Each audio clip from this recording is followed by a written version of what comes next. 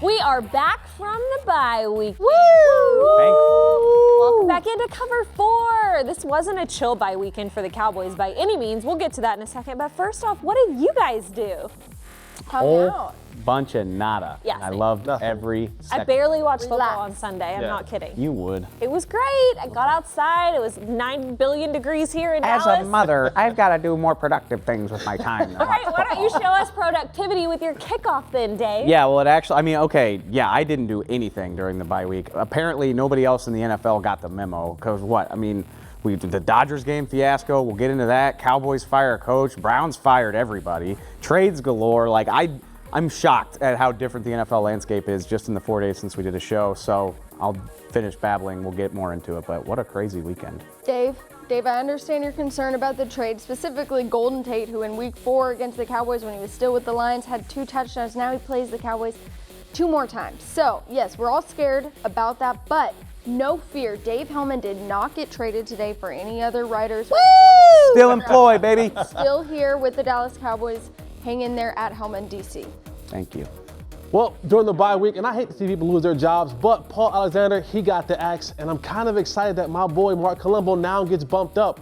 And with Mark Colombo now being bumped up, the Cowboys have not 1, not 2, but 3 players on staff right now that was in the top 100 in the 2002 draft. Andre Gerard, Mark Colombo, and Chris Richard. Congrats to you, Mark. Woo woo!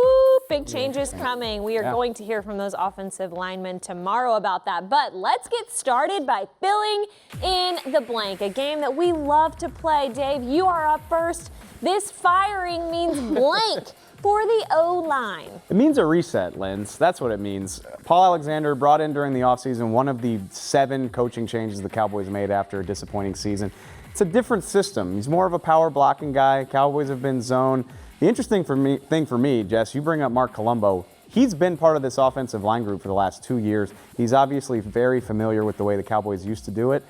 I don't think it's going to be as easy as just saying, forget everything we taught you since the offseason, but this is a coach that's familiar with what they want to do. I think it gives them a chance to get back to their old ways. I think it's going to be exactly that. You think it'll be that easy? I think it'll be. You're just like, hey guys, forget Let's it. go back to what we did and were successful at. I hope so, because honestly, it would be great for this offense if they can get back to what they looked like in 2016. Going down the line, Tay, you're up next. If you were a draft day guru, you're maybe a little sad because the Cowboys don't have a pick in the first round as of now. So Taylor, who benefits the most from the Amari Cooper trade? Yeah, Lindsay, at first I thought, okay, it has to be something around the draft. But what I really think, it's someone right here, right now. Cole Beasley, he benefits the most from the Amari Cooper trade. He will now be open to run around, give you all the sauce because everyone will be looking at covering 19. I just think that Beasley will have the opportunities that he hasn't had the past couple of years. And I think it'll return the Dak and Bees connection. Do you guys think when Amari Cooper lines up against the Titans, like, they're going to say, Dak, prove it to me, or is everyone automatically going to be on Amari? I think that's going to come down to play calling. I think that they're going to go with Dak, prove it to me. Yeah. They want to shush everyone up.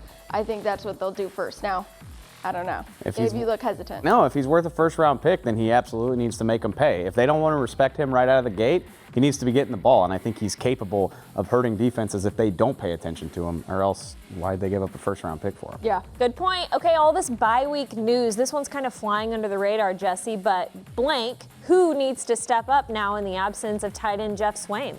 I'm going to say the entire wide receiver core, and here's why. Just Swaim off the field. Now that's one less tight end that you can go out there with that jumbo package, and now you can go more 11, maybe even some 10 personnel. But you have to make them right when they do this receiving core.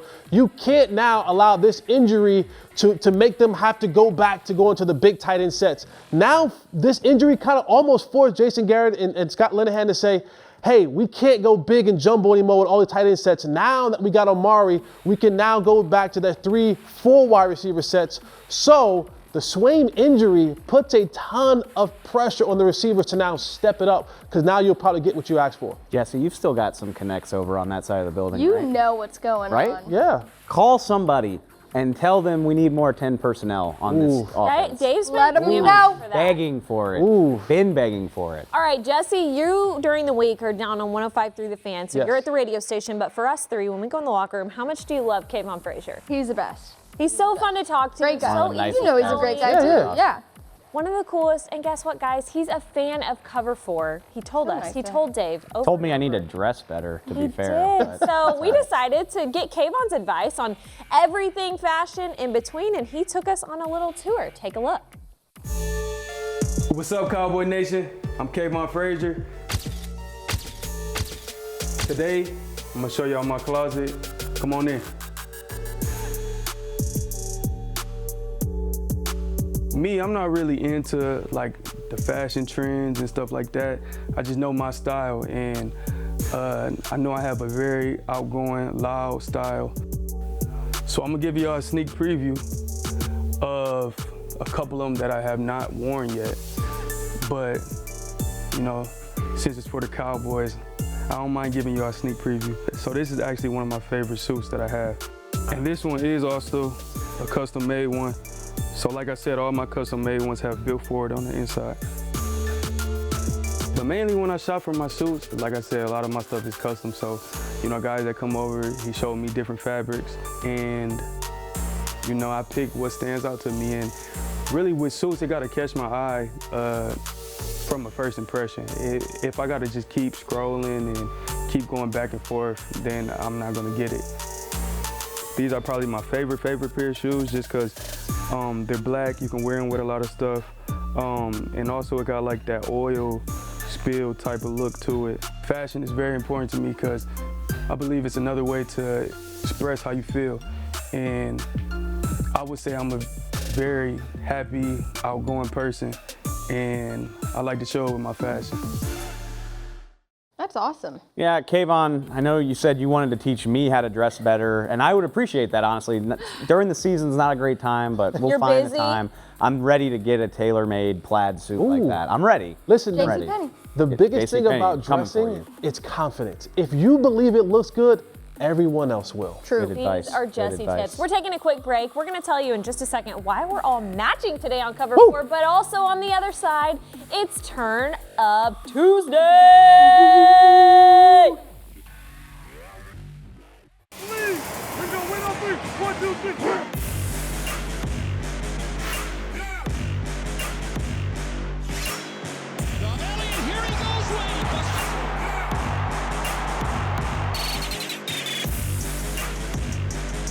Throw to Beasley, touchdown!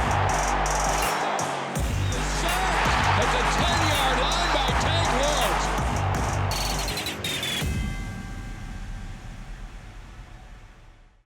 Hey everybody, Lindsay Draper from Cover 4 here, and the Cowboys and JCPenney are teaming up to give you and your friends tickets to the Thanksgiving game at AT&T Stadium. All you gotta do is go to JCPenney, get this really comfortable fleece, and upload your receipt to www.dallascowboys.com/JCPenney. You'll get a chance to win, but if you don't, every entry, JCPenney is still going to donate $10 to the North Texas Salvation Army. So everybody wins. Go get this comfortable fleece. And as always, keep on watching Cover 4. Hey Dallas Cowboys fans, I'm Danny Stark at the AT&T Media Center. Going into the bye week, head coach Jason Garrett said he was going to do some self-scouting on the team. His big decision after doing so was releasing offensive line coach Paul Alexander. Assistant coach Mark Colombo has been promoted to that offensive line coach position after being an assistant for 4 years. Colombo was an offensive tackle for the Cowboys from 2005 to 2010. While the Cowboys didn't play this weekend, many other teams in the NFL did, and their Cover 4 crew will look at the best touchdown celebrations for Turn Up Tuesday. How will history define us? The perfect size? Perfect hair? Every box checked? No, we set the tone. We are works of art. Who we are is not defined by what they say, but by what we create. The legacy we build. Fire in our souls. We are strong. We are unstoppable. We are Cowboys fans. I'm Taco Charleston, and you're watching Cover 4.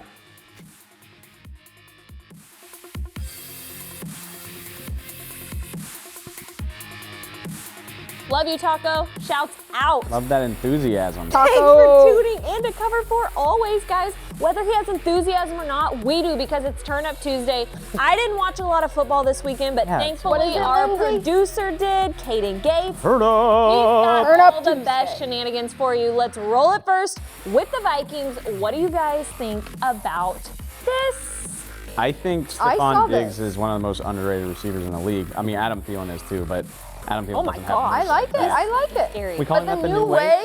Linz, what were you doing instead of watching football? Just chilling? Being outside, it was gorgeous. It was. I'm really a mother. gorgeous. Next Right. up, D.D. Westbrook.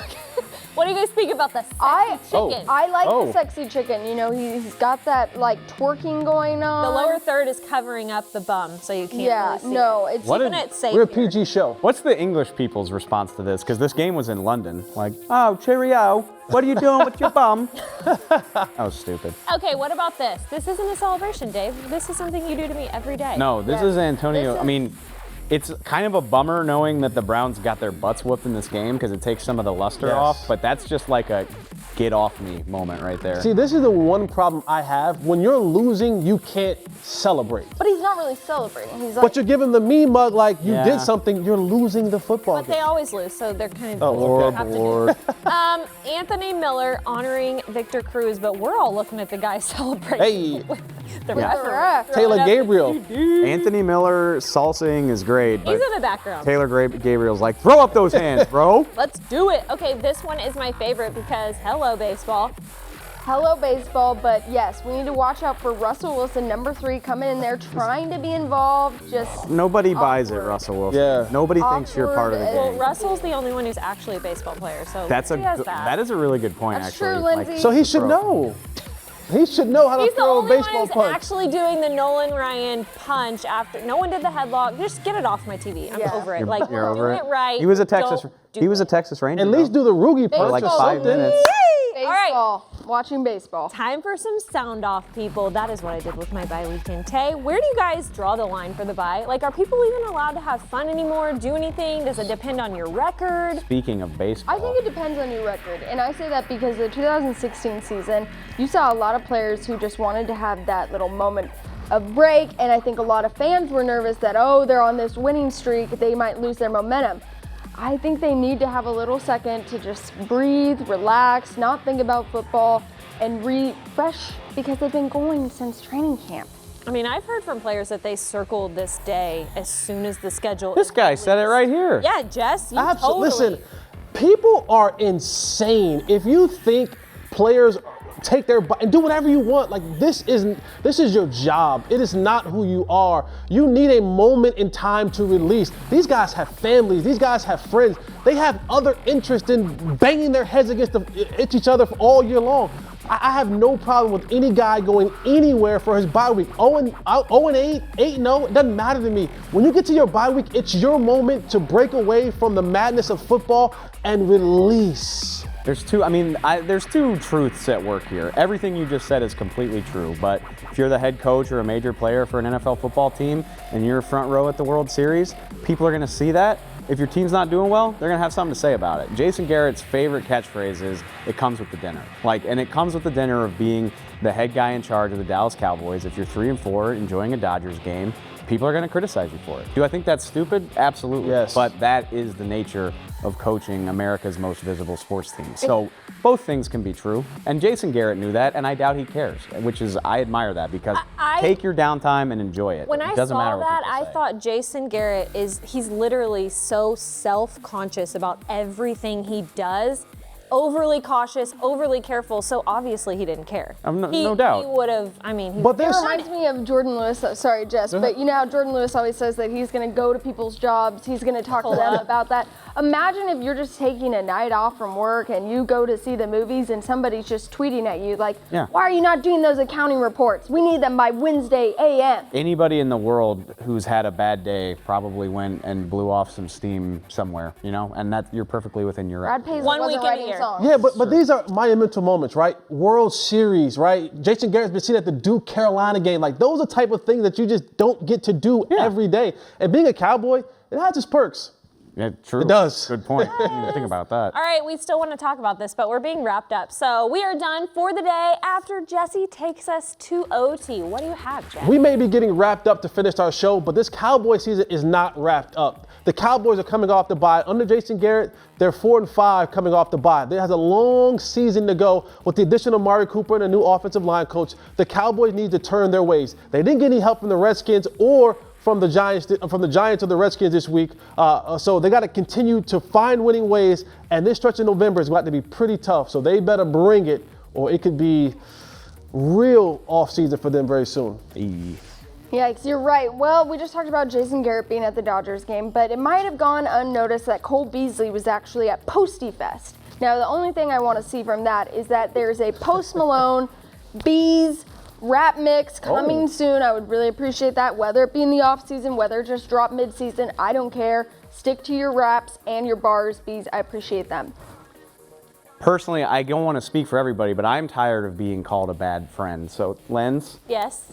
what's happening tonight at the Ford Center here at the Star? Cowboys Hour! It's Cowboys Hour. Cowboys Hour! It's going to be Taylor's the a host. star-packed episode with Dak Prescott and Ezekiel Elliott. And The this voice show. of the And this Cowboys, show. Brad Sham, is going to be hosting it along with the prettiest member of Cover 4, Taylor Swift. Lindsay. It's gonna Come be dope. on. It's going to be great. See you Oh, guys God. tomorrow for another Go episode. listen to it. Halloween's tomorrow. Whew.